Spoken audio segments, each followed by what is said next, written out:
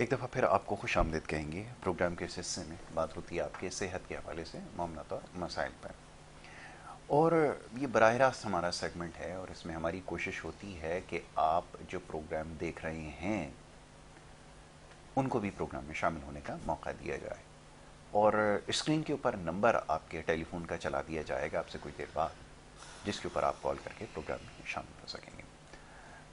اور معزز مہمان کا تعارف کروانے سے پہلے چند گزارشات ہیں، وہ یہ کہ اگر آپ اس پروگرام میں شامل ہونا چاہتے ہیں تو جب بھی آپ ٹیلی فون کے ذریعے کال ملائیں تو کوشش یہ کریں کہ اسی کے اوپر ہماری بات سن کے جواب دے دیں۔ اپنی آواز دوران گفتگو ٹیلی ویژن کے اوپر سننے کی کوشش نہ کریں، یا پھر اگر آپ ایسی جگہ پر ہیں جہاں ٹیلی ویژن کی آواز بہت زیادہ ہے تو اس جگہ سے خود کو تھوڑا سا دور کر لیں، صرف اسی صورت میں آپ سے بات ہو پائے گی، وگرنہ آپ کی جو کال ہے اس کو ڈراپ کرنا پڑے گا یا آپ کی کال کو شامل نہیں کیا جائے گا۔ اب یہ جو نیچے نمبر سبز رنگ کی پٹی میں آپ کے سامنے ہے، جس کے آگے اوپر انگریزی میں لائیو کال بھی لکھ دیا گیا ہے، اس نمبر پر جب آپ کال ملائیں گے تو اس پروگرام میں شامل ہو سکیں گے۔ بقایا دیگر نمبر آپ سے کچھ دیر بعد اوپر ٹیلی ویژن اسکرین کے آپ کے چلائے جائیں گے، وہ ہمارے معزز مہمان کے ذاتی نمبرز ہوں گے۔ پروگرام کے بعد آپ اس کے اوپر ان سے رابطہ کر سکتے ہیں۔ معزز مہمان ہمارے ساتھ جو آج اسکیجول گیسٹ موجود ہیں، آپ کا تعارف یہ ہے کہ آپ ایک بہترین ہومیو ڈاکٹر ہیں، اس کے ساتھ ساتھ ایک سماجی شخصیت بھی ہیں، اور سماج کی بہتری کے لیے مختلف حوالوں سے کام کر رہے ہیں۔ نہ صرف یہ بلکہ ہومیوپیتھک کا جو طریقہ علاج ہے یا اس سے وابستہ جو لوگ ہیں ان کی فلاح کے لیے ان کی جو تحقیق ہے اس کو کیسے بہتر بنایا جائے، اور ساتھ ہی اگر ان کو کوئی فائنینشیل ایشوز ہیں تو اس حوالے سے بھی ان کی مدد کی جائے، آپ ایک کام کر رہے ہیں، اور اسی حوالے سے آپ نے ایک تنظیم بنائی ہے جو محض ڈاکٹروں کی فلاح کے پر کام کر رہی ہے، اور وہ بھی ہومیو ڈاکٹرز کی BBDHA اس تنظیم کا نام ہے، یعنی کہ بلو برڈز ڈاکٹرز آف ہومیو ایسوسی ایشن۔ آپ اس کے سربراہ بھی ہیں، اس کے ساتھ ساتھ مختلف نجی تنظیموں کے ساتھ آپ کی وابستگی بھی ہے۔ CPCIH ایک ادارہ ہے، فلاحی تنظیم ہے جس کے ساتھ آپ وابستگی آپ کی ہے، اور اس کے ساتھ ساتھ ابھی حال ہی میں آپ کو جو ISO سرٹیفکیشن ہے وہ بھی مل چکی ہے، تو آپ مختلف حوالوں سے کام کر رہے ہیں۔ میں بات کر رہا ہوں جناب ڈاکٹر سلمان صدیقی صاحب کی، آج ہمارے گیسٹ ہیں، ان کو میں خوش آمدید کہوں گا۔ بہت شکریہ، بڑی نوازش آپ کی ڈاکٹر صاحب بہت پروگرام شکریہ میں یاسر، وقت دینے کے تھینک لیے۔ یو۔ ڈاکٹر صاحب سوالات تو بے شمار ہیں، کیونکہ الحمدللہ ایک کے بعد ایک بیماریوں کا سیزن جو ہے وہ آپ کو پتہ ہے ہمارے ہاں لگا ہوا ہوتا ہے۔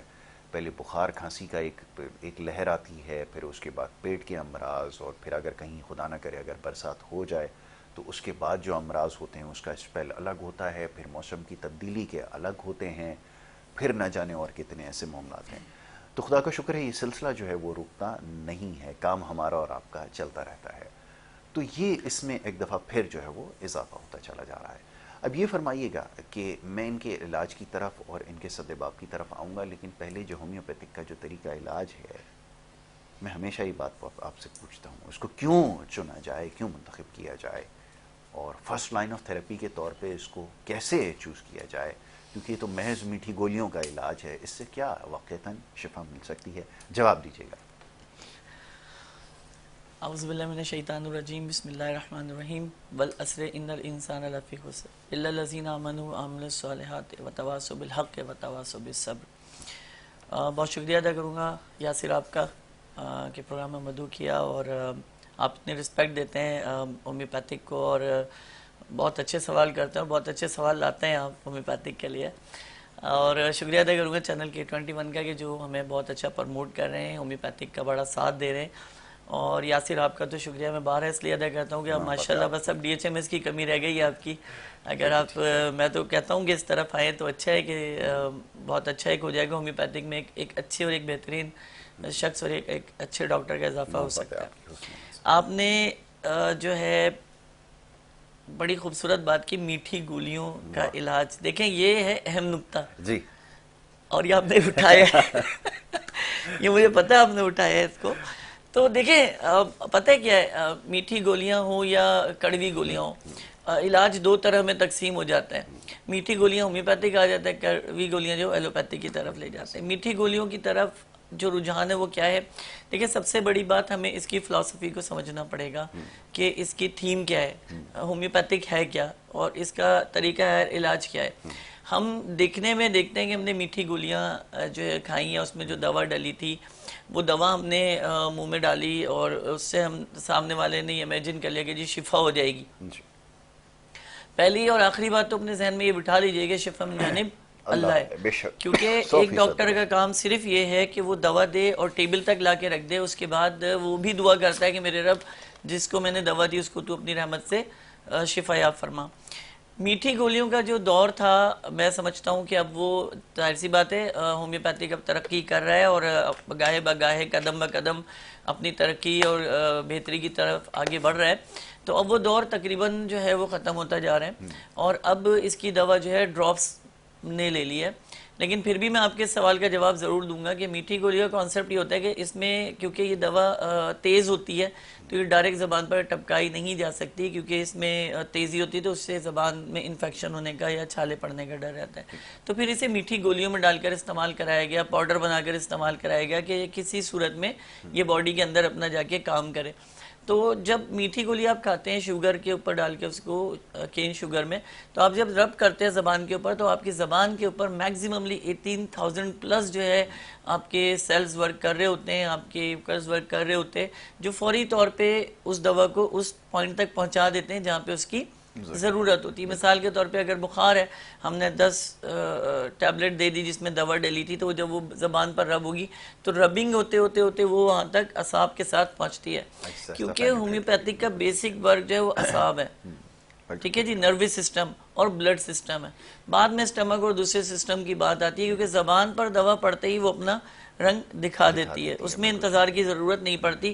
اب بہت سے لوگ کہتے ہیں یہ کیا بات ہوئی، تو ان کا سوال کا جواب یہ ہے کہ جب آپ کوئی میٹھی چیز کھاتے ہیں تو زبان بتاتی ہے کہ میٹھا ہے، کوئی پھیکی چیز کھاتے ہیں تو زبان بتاتی ہے کہ پھیکا ہے، یعنی یہ بتا کون سا سسٹم رہا ہے، آپ کا نروس سسٹم ہے نا جو کام کر رہا ہے، دماغ بتا رہا ہے نا میٹھا پھیکا کڑوا تکھا جو بھی ہے۔ تو اسی طرح جب دوا جسم میں جاتی ہے تو امیونٹی سسٹم کہتا ہے کہ سپورٹر آ گئے، ہمیں ہماری سپورٹر آ گئے، فوری طور پہ وہ وہاں تک پہنچتے ہیں اور اس کے سگنلز کو اس جگہ تک پہنچاتے ہیں جہاں پہ اس کی ضرورت ہوتی ہے۔ بدقسمتی ہماری یہ ہے کہ ہم اس دور سے باہر ہی نہیں نکلنا چاہتے جس دور سے اب تک ہمیں نکل جانا چاہیے تھا۔ بہت خوب۔ ہم اپنا ایک ہومیوپیتھی کا مونوپولی سسٹم لے کے چل رہے ہیں کہ وہ اگر پڑیا باندھ رہے ہیں تو پوری زندگی اور ان کی آنے والی نسل بھی پڑیا ہی باندھ رہی ہوگی۔ It is not fair.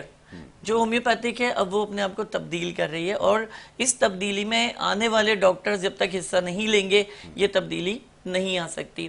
اور جس مشکل دور سے اس وقت ہومیوپیتھک گزر رہا ہے، میں مشکل دور کا لفظ کہہ رہا ہوں، میں یہ نہیں کہہ رہا کہ آسان دور ہے، نہیں، جس طرح دور جدید ترقی کر رہا ہے اور ہومیوپیتھک کی مشکلات اتنی بڑھتی چلی جا رہی ہیں، اس کی وجہ یہ ہے کہ بہتر ڈاکٹر سامنے نہیں آ رہے، بہتر طریقے سے مسیحا سامنے نہیں آ رہے جو ہومیوپیتھی کو ڈیفائن کر سکیں، ہومیوپیتھی کے لیے لڑ سکیں اور ہومیوپیتھک کی جگہ اس معاشرے میں ان علاجوں کے درمیان بنا سکیں۔ ہومیوپیتھک چلتے چلتے ایک دم سے ایک سسٹم آیا جی، آکوپنچر سسٹم آ گیا، پریشر تھراپی آ گیا، اس کے بعد جی آپ کا حجامہ آ گیا، ٹھیک ہے جی، اسی طرح جی آپ کو ٹرم تھراپی آ گئی۔ یہ چیزیں نے کیا کیا کہ ہومیوپیتھک کا جو تقدس تھا اس کو اس طرح رہنے نہیں دیا۔ اب کیا ہو گیا، 5 حصوں میں تقسیم ہو گئے۔ جناب ایک ہومیوپیتھک ڈاکٹر ہے تو وہ حجامہ بھی کھول کر بیٹھا ہوا ہے، ایک ہومیوپیتھک ڈاکٹر تو پریشر تھراپی کیوں کر رہے ہو بھائی؟ سوال تو یہ پیدا ہوتا ہے کہ تم اگر اچھے ہومیو فزیشین ہو تو تمہیں یہ پتا ہونا چاہیے کہ تمہارے پاس آنے والا مریض جو ہے، کیونکہ تم نے مریض کا علاج کرنا، اس کے مرض کا نہیں کر رہے، مینٹل سسٹم کو لے کر چل رہے ہو، تم اس کو سمجھ ہی نہیں پاؤ گے کہ وہ تم سے کہنا کیا چاہ رہے ہو اور تمہیں یہ نہیں پتا کہ تم اس سے پوچھنا کیا چاہ رہے ہو، تو تم بند کر دو اپنی کلینک، بہت خوب، بہت خوب، آپ بند کر دو۔ لیکن آپ سسٹم یہ دیکھیں کہ کس لیے چلا رہے ہیں، اس لیے کہ ہومیوپیتھک تو چلے گا نہیں، تو چلو ایسا کرتے ہیں کہ حجامہ تو چلی جائے گا، رسول مجتبیٰ صلی اللہ علیہ وآلہ وسلم کی سنت ہے۔ تو آپ یہ دیکھیں سنت کو بھی کس طرح سے چینج کرنے کی کوشش کی گئی کہ حجامہ مینز ٹک ہے، ٹک، اس کو ٹک لگاتے ہیں، بلڈ کا ایک فوارہ نکلتا ہے، ہم نے کیا کیا اسے کٹ کر دیا اور اس کو حجامہ کا نام دے دیا۔ تو اتنی جدت نہیں چاہیے، سنت میں اتنی جدت نہیں چاہیے بھائی، جو ہے اس کو کرو۔ حجامہ جائز ہے، ایک اچھا علاج ہے، رسول اللہ صلی اللہ علیہ وسلم کی سنت ہے، جو سنت سے ثابت ہو رہا ہے وہ ٹک لگانا ہے، کٹ لگانا نہیں ہے. اس چیز کو اپنے دماغ میں بٹھائیں. وہ ہم تو کٹ لگاتے ہیں اور اس سے رب کرتے ہیں, گندا خون آ جاتا ہے. آپ کو کیا پتا وہ گندا خون ہے سادہ خون ہے. اور سب سے بڑی بات یہ ٹریننگ ہی نہیں ہے ہمارے یہاں. ہمیں 2 مہینے 3 مہینے سکھا دیا بھائی یہ حجامہ یہاں کٹ لگاؤ, اور پیشنٹ کو سلام ہے کہ وہ بلڈ جمع ہو جاتا ہے, کہتا ہے ہاں بھائی یہ جمنا شروع ہو گیا. خون تو ویسے بھی جمتا ہے باہر نکل کے. بالکل ٹھیک ہے. معاملہ یہ کہ جو گندا خون ہے, حجامہ کا مطلب ہے کہ وہ چیز باہر نکل ہے اور آپ کا تازہ خون اس جگہ پر بنے. اسی طرح سے پریشر تھراپی شروع کیجیے. یہاں دبا رہے ہیں, یہاں دبا رہے ہیں, یہاں دبا رہے ہیں. پریشر تھراپی سے ہمارا کوئی تعلق ہی نہیں ہے. ہومیوپیتھک کا تعلق بیسکلی آپ کے امیونٹی سسٹم اور قوت حیات سے. اگر آپ بہتر تشخیص کریں تو اس کو پریشر تھراپی پہ جانے کی ضرورت ہی نہیں ہے. اب آپ 8 گھنٹے کے کام کو 12 گھنٹے کریں گے تو یقیناً آپ کے پاؤں سوجیں گے, پیروں میں درد ہوگی, پنجے دکھیں گے. تو آپ پریشر تھراپی کیوں کرانے جا رہے ہو بھائی؟ آپ 8 گھنٹے کو 8 گھنٹے رکھو. تو اسی طرح سے جو ہومیوپیتھک کا جو روٹین ہے, ہومیوپیتھک میں جو تبدیلی آئی ہے وہ یہ تبدیلی آئی ہے کہ اس میں جو ہے مدر ٹنچر, اس میں پوٹینسیز جو ہیں انہوں نے اپنی بھرپور طریقے سے جگہ بنائی. اب مسئلہ یہ ہوتا ہے کہ پوٹینسیز کو سلیکٹ کرنا, ان کے ٹائم کو سلیکٹ کرنا, پھر مدر ٹنچر کو سلیکٹ کرنا, اور پھر اس کی سورسز کا پتہ ہونا. میں ایک مدر ٹنچر استعمال کر رہا ہوں, اپنے پیشنٹ کو کرا رہا ہوں, مجھے یہی نہیں پتا کہ اس کی سورس کیا ہے, بنتا کس سے, کتنا اس کو طریقے سے بنایا جاتا ہے. تو جب مجھے اس کی فارمیسی نہیں پتا ہوگی تو میں آگے اس کے لیے کیا کروں گا؟ اپنی فلسفی تو گئی میری بھاڑ میں. میں بھلے سے سوچتا رہوں بیٹھ کے کہ ہومیوپیتھک کا فلسفہ کیا ہے, یا میں دوسروں کو پڑھا رہا ہوں کہ ہومیوپیتھک کا فلسفہ کیا ہے. فلسفہ تو تب سمجھ آئے گا نا جب آپ کی بیس بنے گی. میں مدھم ہوئی ہوئی جو بنیادیں ہیں اس میں دوبارہ سے کھڑی کر رہا ہوں دیواریں, تو میرا نقصان ہے نا. مجھے پتہ ہی نہیں ہے کہ یہ کیوں مدھم ہوئی تھی, یا یہ کیوں دب گئی, کیوں ختم ہو گئی. تو پہلے مجھے اس کو سیٹ کرنا پڑے گا, پھر ترقی کرنی پڑے گی. تو ہم ڈاکٹرز کو یہی ٹریننگ دیتے ہیں, یہی سکھاتے ہیں کہ اب جدید دور ہے, اپنے آپ کو اوپر لے کر آؤ, اپنے آپ کو ایک مستحکم طریقے سے ہومیو فزیشین بنا. اور سب سے اچھی بات یہ ہے کہ جو خوشائن بات ہے, اب ایف ایس سی ماشاءاللہ ایف ایس سی پہ ایڈمیشن ہو رہے ہیں, انٹر آپ کا سائنس ہونا چاہیے, تو یہ ایک بہت اچھی بات ہے. ٹھیک ہے نا, پہلے اتنا نہیں تھا, لیکن اب اس پچھلے کچھ عرصے میں ایک ہومیوپیتھک کو معیاری بنایا. مگر وہ معیاری بنانے میں کیا ہوا جی کہ جو پہلے ایڈمیشن آتے تھے وہ بھی شارٹ ہو گئے, کیونکہ وہ کہتے ہیں جی ہم ادھر کریں, کیونکہ اسکوپ نہیں ہے نا. آپ کو کیا اسکوپ نظر آ رہا ہے؟ سرکاری اداروں میں ہمارے پاس جگہ ہے, 1% کی جگہ نہیں ہے ہمارے لیے. ہمارے تو اپنے گلی محلوں میں اپنے لیے جگہ نہیں ہے, تو ادارے تو دور کی بات ہے. اور سب سے بڑی بات, ہم جس سسٹم میں جی رہے ہیں, ہر ہومیوپیتھک ڈاکٹر چاہتا ہے کہ میں اقتدار میں ہوں, میں پاور میں آ جاؤں, میں طاقت میں آ جاؤ, مگر کر کے تو دکھاؤ کچھ. پچھلے ایک عرصے سے ہومیوپیتھک میں کونسل کا کام چل رہا ہے, لوگ آ رہے ہیں, لوگ جا رہے ہیں. سندھ میں کیا ترقی ہوئی ہے ہومیوپیتھک کی؟ آپ تو ماشاءاللہ دیکھ رہے ہو ہومیوپیتھک میں کیا ہے. وہی جو پرانے ڈاکٹر بیٹھے ہیں وہی اپنی بقا کی جنگ لڑ رہے ہیں. یہ لوگ اس دنیا سے چلے جائیں گے, ہومیوپیتھک ٹھپ. کون بچائے گا ہومیوپیتھک کو؟ پیچھے آنے والے ڈاکٹر وہ یہ دیکھتے ہیں کہ یار کچھ ہے ہی نہیں, پالیسی نہیں ہے, تو کیا کریں جی جاب شروع کر دی. ہومیوپیتھک پارٹ ٹائم جو طریقہ ہے علاج نہیں ہے. ہومیوپیتھک فل ٹائم مانگتا ہے تم سے. وقت دو اس کو, جب وقت دو گے تو یہ کائنات کا تم سے وعدہ ہے کہ آج تم اس کو اچھا ٹائم دے رہو, کل یہ تمہارا وقت اچھا کر دے گی. لیکن ہماری بدقسمتی یہ ہے کہ ہم چاہتے ہیں رات میں سوئیں اور صبح ایک مشہور ڈاکٹر بن جائیں اور بس ہمارے ہاتھ میں سب کچھ آ جائے. ایسا نہیں ہے. آج 22 سال کا عرصہ گزار کے میں یہاں تک پہنچا ہوں. میرا 22واں سال اس وقت تجربہ کا چلا. تو مطلب کہنے کا یہ کہ ایک اتنی لمبی ایک ٹارگٹ ٹائم گزار کے میں نے شارٹ کٹ اختیار نہیں کیا نا. آج میں خوش ہوں, آج میں لڑ بھی رہا ہوں, آج میں بات بھی کروں, اس لیے کہ مجھے پتہ ہے کہ مجھے کیا کرنا ہے ہومیوپیتھک کے لیے. تو میں تو یہ کہوں گا کہ میں ہر دم ہر پل تیار ہوں اپنے اس پیشے سے لڑنے کے لیے, کیونکہ روٹی روزی تو ایک میٹر ہے, ظاہر سی بات ہے, ہر کسی کا اپنا شعبہ ہوتا ہے. لیکن یہ میرے لیے میری رسپیکٹ ہے جس نے پوری دنیا میں مجھے متعارف کرایا ایز اے ہومیو فزیشین. تو میں ان ڈاکٹر سے بھی کہنا چاہوں گا بالکل کہ اپنے آپ کو متعارف کروائیے, پورے پاکستان میں نہیں پوری دنیا کے اندر. تو جب آپ متعارف ہو سکتے ہیں جب آپ اچھا کام کریں گے اور آپ رزلٹ دے کے دکھائیں گے. اور اس کے لیے پڑھنا ضروری ہے, اس کے لیے اسٹڈی کرنا ضروری ہے, اس کے لیے آپ کو جانکاری ضروری ہے ہومیوپیتھک کی. میٹھی گولیاں ہوں یا ڈراپس ہوں یا مدر ٹنچر ہوں, اس بات کو بلیو خاطر رکھ دیجئے. آپ یہ دیکھیں کہ آپ کیا کر رہے ہیں, آپ کس مقام پر موجود ہیں اور آپ کیا کام کر رہے ہیں. اگر آپ اچھا کر رہے ہیں تو یقین جانی کوئی آپ کو روک نہیں سکتا سوائے اللہ کی ذات کے.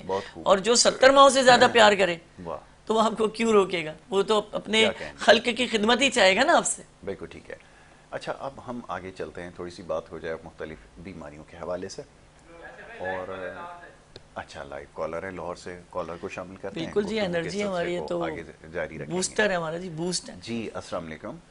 وعلیکم السلام جی، کیسے ہیں یاسر بھائی آپ؟ میں بالکل ٹھیک ٹھاک ہوں، آپ بتائیے کیسی طبیعت ہے؟ ٹھیک ٹھاک ہیں؟ جی اللہ کا شکر. ڈاکٹر صاحب کو بھی سلام کہوں گی. جی جی وعلیکم جی ڈاکٹر السلام. صاحب کو سلام پہنچ گیا. سوال کیجیے. جی میرے یاسر بھائی 3 سوال آتے ہیں ڈاکٹر صاحب سے. جی جی ایک تو سوال یہ ہے ڈاکٹر صاحب سے پوچھنا ہے کہ یہ ایک میڈیسن ہے ہومیوپیتھی کی، ایپس میلیفیلس 30.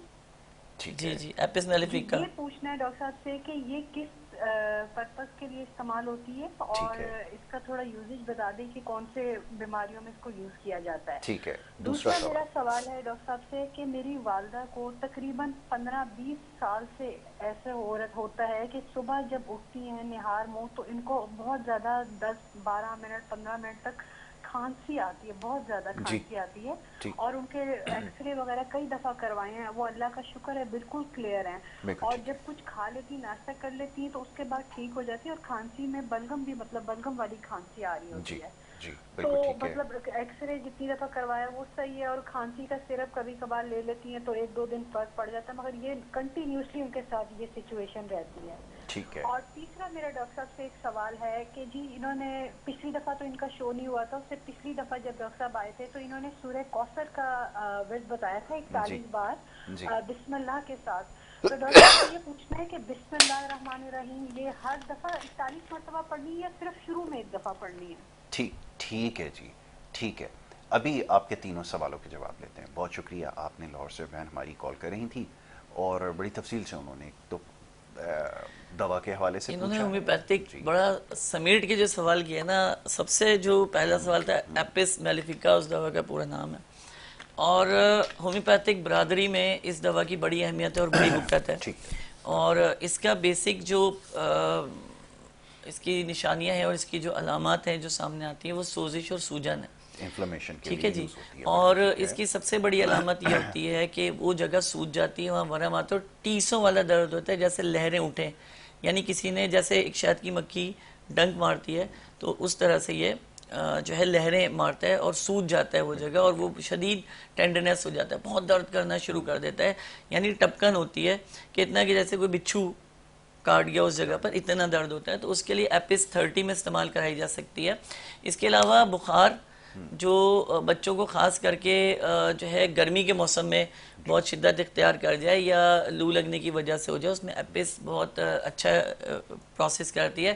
دوسرا خواتین میں ورم کے لیے جو خاص کر کے ان کے رحم کے اوپر ورم آ جاتا ہے یا ان کے پیروں کے اندر ورم آ جاتا ہے یا جسم کے کسی بھی حصے میں ورم آپ کو نظر آئے جس میں پانی پڑ جائے، جسے ہم استسقا کہتے ہیں عام حرف میں، تو اس کے لیے ایپس کے ساتھ ریسٹاکس جو ہے 30 پوٹینسی میں، یہ ایک ایسی باکمال دوائیں ہیں دونوں کہ جس سے ورم اترتا ہے اور فالتو پانی جسم سے باہر نکل جاتا ہے. یہ گردوں کی پتھری کے لیے بھی استعمال ہوتی ہے، لیکن بیسیکلی پتھری سے جو نقصانات ہوتے ہیں خاص کر کے پیشاب میں جلن کا ہونا، وہ بھی انفلمیشن ہو جاتی ہے اس سے. ٹھیک ہے، اس کے لیے. لیکن اس کی نشانی یہ ہے، میں ان ڈاکٹر سے بھی کہوں گا کہ وہ اسے سنیں، ایپس میلیفیکا کی سب سے بڑی جو یورین پاس کرتے ہوئے جلن ہے، اس کی نشانی یہ ہے کہ جو پیشاب ہوتا ہے وہ 2 دھاری ہوتا ہے، جی سنگل دھار پہ نہیں ہوتا. ہاں. تو وہ اس چیز کو پہچان لیں کہ جب مریض آپ کو کہے کہ مجھے پیشاب تو ہوتا ہے لیکن وہ 2 قطار یا 2 دھار میں نکل جاتا ہے، پرابلم آتی ہے، تو سب سے پہلے ایپس اور پھر اس کے بعد اس کی علامتوں کو سامنے لائیں. یہی ہمیں علامت کچھ کینترس میں ملتی ہے لیکن وہ بالکل الگ ایک میٹر ہے. ایپس میلیفیکا کی جو سورس ہے وہ نوسوڈ ہے ہمارے پاس، اور بیسکلی یہ جس سورس سے حاصل کی جاتی ہے شہد کی مکھی ہے جس سے اس کو بنایا اور تیار کیا جاتا ہے، اور اسی کے کانٹے کی علامت جب آپ کے جسم پر اثر انداز ہوتی ہیں تو آپ اس دوا کو بہت آسانی سے استعمال کر سکتے ہیں. ٹھیک ہے جی. دوسرا سوال انہوں نے کیا کہ ان کی والدہ جو ہاں، اور بخار کے حوالے سے یہ کہہ دوں کہ ایپس کا بخار جو ہے وہ ہاتھ اور پیروں پہ زیادہ رہتا ہے، سر پہ نہیں رہتا، یعنی ہاتھ گرم جلتے رہیں گے، پیروں میں جلن محسوس ہو رہی ہوگی تو اس میں زیادہ متاثر کیونکہ لیور ہو جاتا ہے تو اس لیے ڈسٹربنس ہوتی ہے، تو آپ ایپس استعمال کرا سکتے ہیں. بڑے ہیں تو 200% پوٹینسی ہے، چھوٹا بچہ ہے تو 30 پوٹینسی ہے۔ دوسرا بڑا پیارا سوال کہ امی صبح اٹھتی ہیں جب ان کی، تو ان کو یہ ہوتا ہے کہ صبح 10 منٹ تک انہیں کھانسی ہوتی ہے بلغم والی، یعنی کھینچ کے ان کو کھانسنا پڑتا ہے، تو ان کے لیے ہوتا ہے کہ ایسے پیشنٹ عمومی طور پہ ان کی نیند صحیح نہیں ہوتی اور وہ صبح کے قریب سوتے ہیں، یعنی رات کا ایک پہر گزار کے، یعنی 2:30-3 بجے کے بعد پھر انہیں نیند آتی ہے، تو جب سورج طلوع ہونے کے بعد جب وہ اٹھتے ہیں تو ان کا کف جو ان کے پھیپڑے میں جمع ہوا ہوتا ہے، یعنی اسوفیگس یعنی غذا کی نالی پہ رکا ہوتا ہے، وہ جیسے اٹھ کے بیٹھتے ہیں سانس لینے میں جیسے ہی رکاوٹ ہونا شروع ہوتی ہے وہ کف باہر کی طرف آنا چاہتا ہے، لیکن وہ اندر اتنی خرخراہٹ ہوتی ہے کہ وہ باہر نہیں نکل سکتا، جس سے پیشنٹ کے چہرے پر بہت زور پڑتا ہے یا اسے الٹی کے ذریعے سے وہ نکلتا ہے۔ 2 دوائیں بتا رہا ہوں، ان 2 دواؤں کا استعمال کر لیں۔ امی جی نے تجویز کریں گے اس کے اندر کوئی ایسی چیز ہے جو کھانے میں بد احتیاطی ہو رہی ہے جس کا بہت زیادہ استعمال آج رات کو دیر سے کھانا اس کا سب سے بڑا نقصان ہے، اور دیکھیں جب پیشنٹ کی عمر 45 سال ہو جائے نا تو اس کو خود احتیاط کرنی چاہیے کہ کھانا عشاء کے بعد کھا لے، مزید اسے لیٹ نہ کریں، ٹھیک ہے؟ ہم کیا کر رہے ہیں، ہمارا رواج یہ ہے کہ 11-12-1 بجے رات کو کھانا کھاتے ہیں، دوا فائدہ نہیں کرے، دوا فائدہ نہیں کرے، جب تفصیل پوچھو تو پتہ چلا جی 1 بجے کھانا کھا کے تو 2 بجے دوا کھا رہے، تو وہ ککھ بچتا ہے، پھر رات کے دوسرا پہر تم نے لگا دیا، تیسرا چوتھا تمہارا صبح ہو جائے گی، تو ہر دوا کا ایک اثر ہوتا ہے۔ ایپس میلیفیکا کا بہترین اثر جو ہے وہ صبح سورج نکلنے سے لے کر اور مغرب یعنی سورج ڈھلنے تک اس کا اثر موجود رہتا ہے، اور یہ اندر سے آگ کی طرح سے محسوس ہوتے ہیں اور ٹیسے لگتی ہیں، تو یہ نشانی یاد رکھیں کہ آپ ایپس اس میں استعمال کر سکتے ہیں۔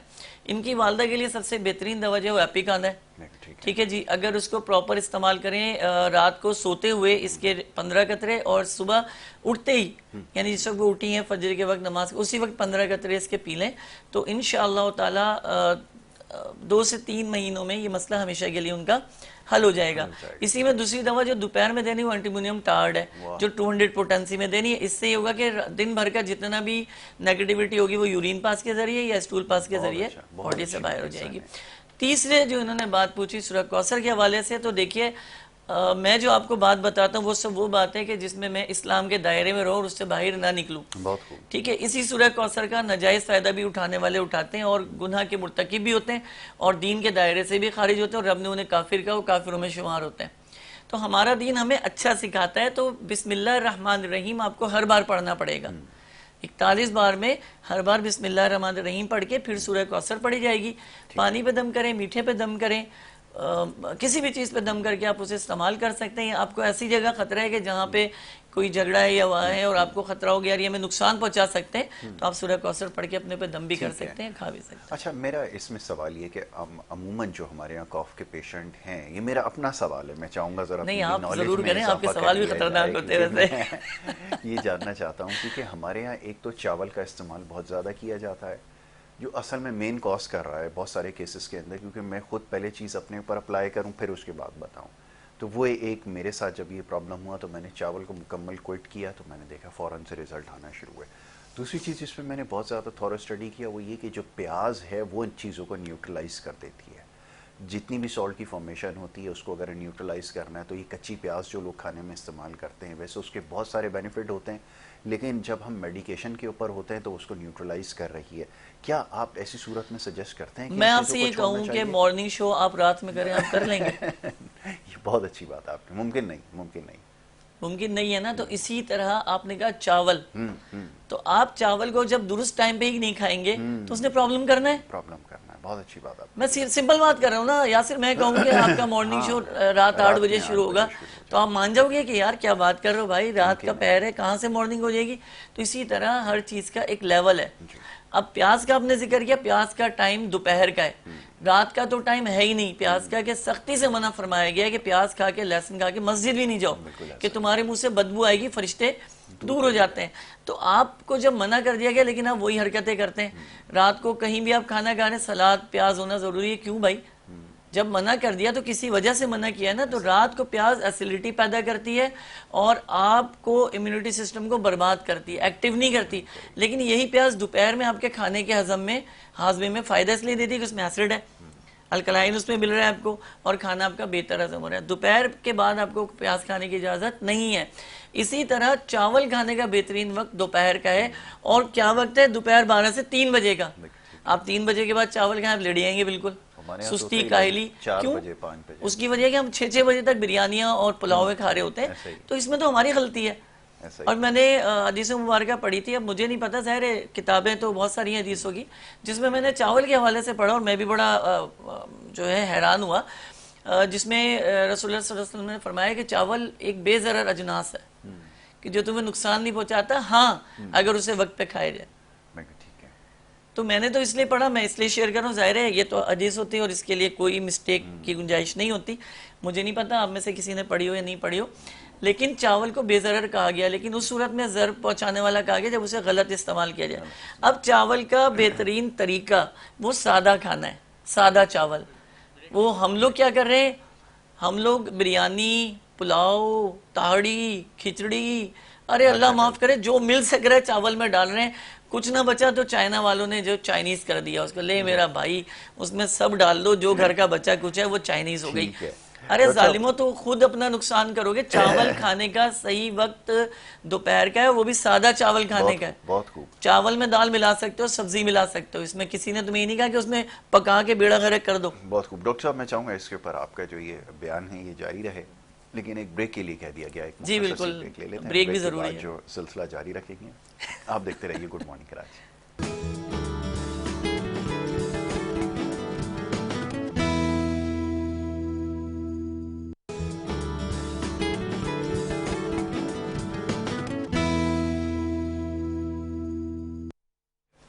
پروگرام میں آپ کو ایک دفعہ پھر خوش آمدید کہیں گے. بریک پہ جانے سے پہلے معزز مہمان جناب ڈاکٹر سلمان صدیقی صاحب سے گفتگو جاری تھی اور مختلف بیماریوں کے حوالے سے بات کر رہے تھے. ڈاکٹر صاحب, آج کل کچھ اصطلاحات کا استعمال بہت زیادہ کیا جا رہا ہے. اگر آپ کسی کو دودھ آفر کریں گے پینے کے لیے تو وہ کہے گا جی میں لیکٹوز انٹالرنٹ ہوں. بالکل ایسا ہی ہے. اچھا, اگر آپ کسی کو آٹا کھلانے کی, روٹی کھلانے کی کوشش کریں گے تو وہ کہتا ہے میں گلوٹن الرجک ہو گیا ہوں. اور میں اب جاتا ہوں مختلف اسٹورز کے اوپر, میں دکانوں پہ دیکھتا ہوں کہ اب تو پروڈکٹ آ رہی ہیں جس کے اوپر لکھا ہوتا ہے دودھ کے ڈبے پہ یہ لیکٹوز فری ہے, لیکٹوز فری ہے, گلوٹن فری آٹا ہے اور اس طرح کی. تو یہ نئی جدتیں جو آتی جا رہی ہیں, اس کے بارے میں آپ کیا کہیں گے؟ کیا یہ کیوریبل ہیں اور کیا واقعتاً لوگ اس میں مبتلا ہو رہے ہیں؟ یہ ذرا فرمائیے گا. اگر میں بات کروں اس نئی جنریشن کی, تو اس نئی جنریشن کو جو سنبھالا دے رہے ہیں ظاہر پیچھے والدین ہیں, وہ بھی نئی جنریشن کے ہیں. تو وہ ظاہر سی بات ہے, وہ اس چیز کو جب بچہ اس طرح کی کوئی بھی کرتوت اور حرکتیں کر رہا ہوتا ہے یا اس طرح کی باتیں سامنے آتی ہیں تو اسے اگنور کرتے ہیں, اور وہ بلکہ اس کو بہت ہائر لے لیتے ہیں, سیدھا ڈاکٹر کے پاس جاتے ہیں. اور ڈاکٹر تصدیقی طور پہ, کیونکہ دہاڑیاں اس نے بنانی ہوتی ہیں, سیدھی سمپل سی بات ہے, اس میں کوئی ڈھکی چھپی بات تھوڑی ہے. آپ ڈاکٹر آپ سے یہ کہ میں اسپیشلی اگر میں کسی سے کہتا ہوں نا آپ کو کوئی پرابلم نہیں ہے, آپ الحمدللہ ٹھیک ہے, تو وہ مجھے ایسے دیکھتے ہیں جیسے میں نے کوئی گناہ کر دیا ہو یا میں نے پتہ نہیں کیا کہہ دیا ہو. بھائی ایک بندے کو بیماری نہیں ہے تو میں اسے یہی کہوں گا نا کہ تم بیمار نہیں ہو, تم اپنی فروٹس وغیرہ کھاؤ, جس چیز کی ضرورت ہے پورا کرو. تو اسے ایسا لگتا ہے کہ میں غلط آ گیا, یعنی میں کہیں غلط آ گیا, کیسا ڈاکٹر ہے یہ تو مجھے دوائی نہیں دے رہا. ہاں اگر اس پہ کیس بنا دو تو وہ خوش ہے, وہی چیز کیس بنا دو تو وہ خوش ہے. اسی طرح سے یہ جو اب نئی جدت آئی ہے اور نئے جو مفہوم سامنے آئے ہیں, اگر ہم بات کریں جو ہے گندم سے الرجی کی, تو آپ یاسر یہ بہت کامن رہا ہے کئی دہائیوں سے, یہ اس دہائی کی بات نہیں ہے, یہ کئی دہائیوں سے کامن ہے کہ بعض دفعہ جو گندم ہے وہ ایبزالو نہیں ہو پاتی معدے کے اندر, اور وہ موشن کی صورت میں یعنی آنتوں میں انفیکشن کرتی ہوئی وہ غیر ہضم شدہ باہر اسٹول پاس ہو جاتا ہے. اور یہ 2 سال سے بھی شروع ہوتا ہے, یہ بالکل چھوٹے بچے سے بھی شروع ہوتا ہے, اور بعض دفعہ عمر کے آدھے میں آ کے یہ اس طرح سے معاملہ ہوتا ہے. تو یہ تباہی ہوتی ہے کہ وہ گندم میں کسی بھی چیز میں گندم ہوگی اسے موشن فوراً ہو جائے گا, وہ رکے گی نہیں پیٹ میں. تو اس کے لیے سب سے بڑی بات یہ ہے کہ ہم ایلوپیتھک میں تو اس کا اول کوئی علاج ہے ہی نہیں, وہ جتنا بھی الٹ پلٹ کر لے ان کے پاس ایک ہے پرسکرپشن, ٹیسٹ ٹیسٹ ٹیسٹ, گھر بیچ دو, مکان بیچ دو, زمینیں بیچ دو, مگر وہ ٹیسٹ ختم نہیں ہوں گے. اور یہ ایلوپیتھک کے پاس اس کا ٹریٹمنٹ ہے ہی نہیں. میں اس چیز کی شیورٹی آپ کو یہاں پہ دے رہا ہوں. سائنس جتنی ترقی کر جائے, ہومیوپیتھک بے شک کہ اس میں ریسرچ بہت کم ہے, اس میں ہمارے پاس حکومت کی سرپرستی بہت کم ہے, اور ہمارے پاس خود ہمارے ہومیو فزیشین جو مونوپولی میں لگے پڑے ہیں, لوٹم لاٹی میں اپنا حصہ باٹی میں لگے پڑے, اگر تھوڑی سی توجہ دے لیں. میں بار بار یہ کہتا ہوں کہ کمانا بری بات نہیں ہے, اچھی بات ہے، مگر کم سے کم دوسروں کو فائدہ تو دو، کیا اچھی بات، ان کو بینیفٹ تو دو کہ تمہارا کمائی تمہیں لگے کہ آج تم جس مقام پر بیٹھے ہو نا اپنی محنت سے بیٹھے ہو. تو ٹھیک ہے. میں بار بار یہی سمجھاتا ہوں کہ دیکھو پیسہ بری چیز نہیں ہے کمانا، لیکن پیسہ کا طریقہ کار وہ اختیار کرو کہ سامنے والا بھی فائدے میں رہے اور تم بھی فائدے میں رہو، فائدہ پہنچے، تم اپنے آپ کا نقصان کرو ہی نہیں. ٹھیک ہے، اور تجارت میں اللہ تبارک و تعالیٰ نے برکت رکھی ہے. بالکل ایسا ہی. ٹھیک ہے، تو اب اس میں کیا ہوتا ہے کہ اس میں جو آپ کی پروٹین اسپیشلی ضائع ہو رہی ہوتی ہے فوری طور پہ، اس کے لیے ہمارے پاس ایک میڈیسن ہے پائروجینم کے نام سے. پائروجینم آپ سمجھ لیں کہ کروڑوں روپے کی بات بتا رہا ہوں، جو یہ پروگرام سن رہے تو یہ سن لے کہ آج یاسر نے یہ بات چھیڑی ہے تو اس میں بڑا ان کا بہت بڑا کردار رہے گا کہ جو بھی اس دوا سے شفا یاب ہوگا اس میں یاسر کا بھی نیکی کا اس میں حصہ ہوگا، میرا تو ہوگا ہی ہوگا. تو پائروجینم ایک ایسی دوا ہے جو فوری طور پر جو ہے اس میٹر کو سالو کرتی ہے. اگر 20 سال سے بڑا پیشنٹ ہے تو وہ 1 ml روزانہ ایک خوراک لے اور 200 پوٹینسی رات کو لے. چھوٹا بچہ ہے تو 200 پوٹینسی اسے استعمال کریں دن میں 3 مرتبہ 5 ڈراپس، اور بڑا ہے تو 1 ml استعمال کرے صبح میں اور پھر 200 پوٹینسی رات میں لے. اس مرض سے جان بھی چھوٹے گی، پروٹین ہضم بھی ہوگا، گندم ہضم بھی ہوگی، کیونکہ گندم ہضم نہیں ہونے کا مقصد ہے کہ گوشت نہیں بنے گا، ماسک جسم پہ نہیں آئے گا، اور ماسک بنانے والا گندم ہے. تو جب گندم آپ کھائیں گے نہیں، پروٹین بنے گا نہیں، تو ماسک آپ کیسے چڑھائیں گے، بافتوں کی تیاری کیسے کریں گے. ٹھیک ہے، تو آپ اس کا استعمال کریں. دوسرا دودھ کے حوالے سے آپ نے کہا تو میں یہ سارے آپ کی کنفیوژن دور کر دیتا ہوں کہ میرا ماننا یہ ہے اور میں نے یہ تجربہ کیا ہے کہ آپ یہ سمجھے شاید میں تکے لڑا رہا ہوں، تکے شکے نہیں ہے یہ کہ دودھ کچا پینا چاہیے. دودھ کو پکانا چاہیے ہی نہیں، کیونکہ پکانے سے کچھ ایسے اجزاء اللہ رب العزت نے اس میں رکھے ہیں جو آپ کے امیونٹی سسٹم کو اسٹرانگ کرتے ہیں.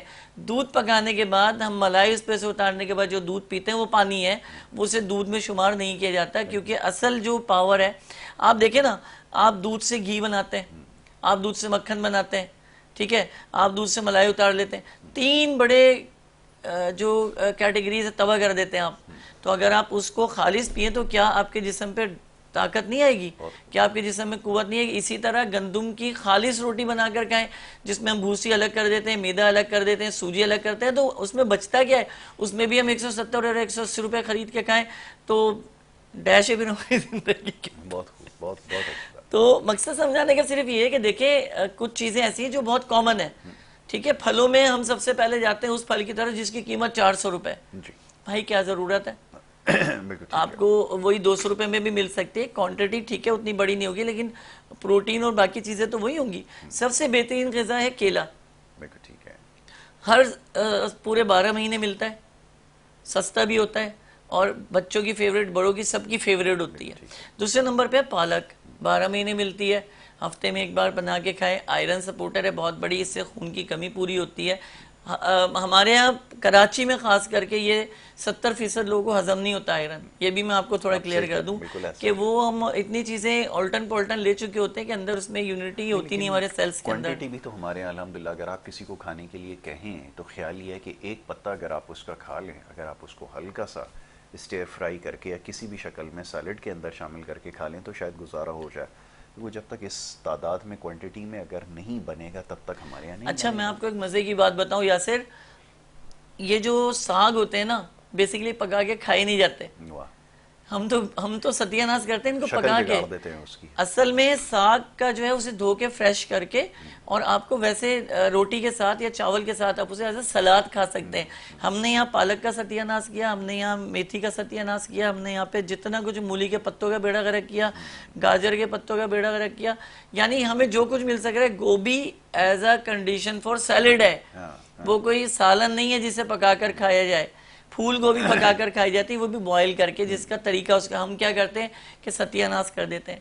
بیگن پکانے کا طریقہ یہ ہے کہ وہ سالم رہنا چاہیے، بوائل ہوا ہوا، کہ اس کو کچومر کر کے جو یہ ہم اس کے بھرتے بنا دیتے ہیں نا، اس کا ہم بیڑا غرق کر دیتے ہیں. ہم تو خود اپنے ہاتھوں سے اپنے آپ کو تباہ کر رہے ہیں. آپ کو پتہ ہے اسپین کی قومی سبزی بیگن ہے، اور ان کے پیزے تک میں بیگن ڈلا ہوا ہوتا ہے. اور آج ہمارے یہاں اگر بیگن گھر میں بن جائے تو سب کے منہ بن جاتے ہیں، یہ کیا پکا دیا، یہ کیا پکا دیا. بالکل ایسا ہی ہے. اس دن تو پھر پیزا منگوانا جو ہے وہ فرض عین میں شامل ہاں جی، فرض اہم میں جائے وہ، اگر اس میں بھی بیگن آ جائے تو پھر وہ بھی فرض اہم سے خارج ہو جاتا ہے. تو اب مقصد سمجھانے اور کہنے کا صرف اتنا ہے کہ دیکھیں ہومیوپیتھک کو آپ کوشش کریں کہ سب سے پہلے جو ہے اپلائی کریں، سب سے پہلے اس کے بارے میں سوچیں اور وقت ضائع نہ کریں. میں ذاتی طور پہ اگر کہتا ہوں، میں اس وقت پروگرام میں بیٹھا ہوں، آپ سے جھوٹ بول کے مجھے کوئی ثواب نہیں ملے گا، میرے اپنے گھر میں ہومیوپیتھک استعمال ہوتی ہے. میرے بچے، میری فیملی اور دین میرے فیملی ممبرز، میرے سسٹرز وغیرہ جو بھی ہے، وہ ہم آل آف فیملی جو ہے ہومیوپیتھک استعمال کرتے ہو. پتہ نہیں کتنے عرصے سے ہمیں نہیں پتہ کہ ایلوپیتھک کی کنڈیشنز کہاں پہنچی. کیوں کہ ہمیں ایک سہولت مل رہی ہے اور وہ آسان سہولت ہے، وہ سستی سہولت ہے، تو ہم اسے اختیار کر کے اپنے اخراجات کو بچا سکتے ہیں. آپ ڈرپ لگوائیں گے 2500 کی منرل ڈی ہائیڈریشن میں، اللہ کے بندو ہمارے پاس سیدھی سی دوا ہے، 2 دن کھا لو، 3 دن کھا لو، ہفتے بھر کھا لو، آپ کے ہزاروں روپے سیو ہو سکتے ہیں. لیکن کیونکہ ہمیں اسپتال جانا ہے، وہ اسٹیٹس بھی تو لگانا ہے نا. دیکھیں اسٹیٹس ضروری ہے، پھر ہمیں بتانا ہے کہ بھائی میں بیمار تھا اور میں اس طرح سے اسپتال گیا، پھر ڈرپ والی تصویر بھی ہم نے دینی ہوتی ہے، یہ بھی بہت ضروری ہے. تو 2500 3,000 کا اسٹیٹس بڑا مہنگا پڑ جاتا ہے، لیکن لگانا پڑتا ہے. اور یہی اگر آپ 250 300 500 روپے میں اپنا ٹریٹمنٹ کرا لیں تو آئندہ کے لیے بھی ایک سیفٹی ہو جاتی ہے. منرل ڈی ہائیڈریشن کے لیے ہمارے پاس بہت زبردستی دوا ہے، وہ میں شیئر کرنا چاہوں گا. خاص کر کے اگر موشن بہت زیادہ ہو رہے ہیں اور نہ رکنے والے موشن ہو رہے ہیں تو آپ سب سے پہلے وریٹرم البم کا استعمال کرائیں اور چائنا کا استعمال کرائیں. یہ وہ 2 دوائیں ہیں جو پیٹ کے درد اور موشن کو، پانی جیسے موشن کو فوراً کنٹرول کرنا شروع کر دیں گے. ایک چیز کو اور اضافہ کرتا چلوں گا، پھر آپ اپنی بات جاری رکھیے گا. کہ دیکھیں ہمیشہ اپنے اشتہاروں میں سنا ہوگا، ٹیلی ویژن پہ پہلے آتے تھے جب، کہ ملتے جلتے ناموں سے دھوکہ مت کھائیے.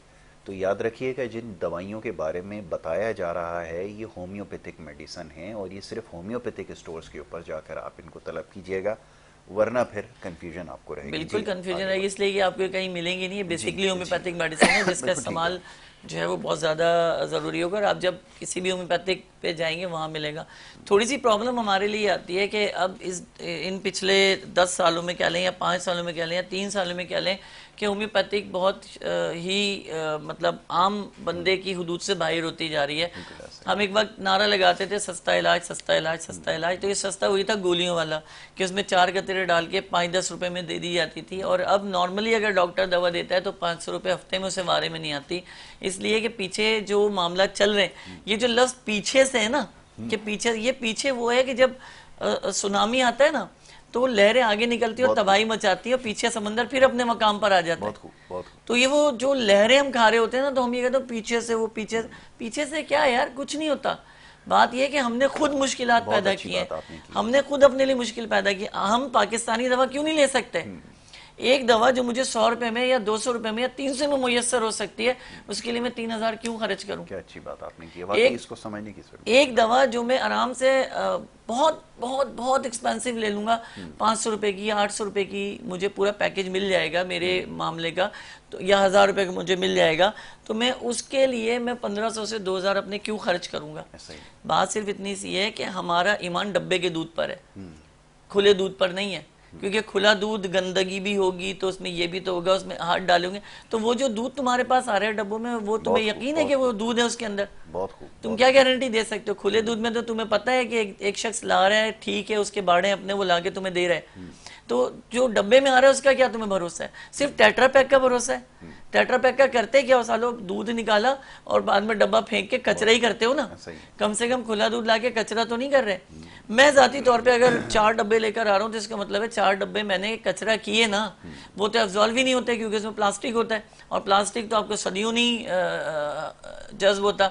تو مقصد یہ کہ سادہ پلین دودھ خریدیں، اپنے آپ کو پیور کریں. اسی طرح ہومیوپیتھک طریقہ ہر علاج میں کوشش کریں کہ مقامی ہومیوپیتھک ڈاکٹر جو ہے، جو آپ کے قریب میں، پہلے اس کو آپ اس کے پاس جائیں اور اس سے بات کریں، اس کو اپنا مسئلہ بتائیں اور شفا کی طرف گامزن ہو، نہ کہ سیدھا میڈیکل اسٹور بھاگا جائے اور وہاں سے جا کر جو ہے من مانگی مہنگی دوا خریدی جائے. تو اسٹور کا تو ظاہر اس کی بھی روٹی روزی ہے، انہوں نے بھی چلنا ہے، کمپنیز نے بھی چلنا ہے. ڈاکٹر صاحب وقت ختم ہو گیا، بڑی اچھی گفتگو آپ کے ساتھ رہی ہے، اور ایک اور بڑا موضوع ہے جس کے اوپر ہم اس سے پہلے گفتگو کرتے آئے ہیں، لیکن انشاءاللہ آگے موقع ملے گا تو ضرور اس کے اوپر گفتگو کریں. میں آپ کا بڑا شکر گزار ہوں، آپ نے پروگرام میں میں آپ کا بھی شکر گزار ہوں، اور کہ آپ لوگ اتنی محبت دیتے ہیں، اور یہ محبت سدا قائم رہے آپ کی ہماری انشاءاللہ تعالی، اور اسی طرح ہومیوپیتھک کی بڑھوتی کا سلسلہ جاری رہے، انشاءاللہ. سلامت رہیے. بہت شکریہ جی. اسی بات کے ساتھ ہم آپ سے اجازت چاہیں گے. کل انشاءاللہ اسی پروگرام میں آپ سے دوبارہ ملاقات ہوگی. اپنا بہت خیال رکھیے. محمد یاسر کو اور ہماری ٹیم کو دیں آپ اجازت. اللہ نے کے بعد.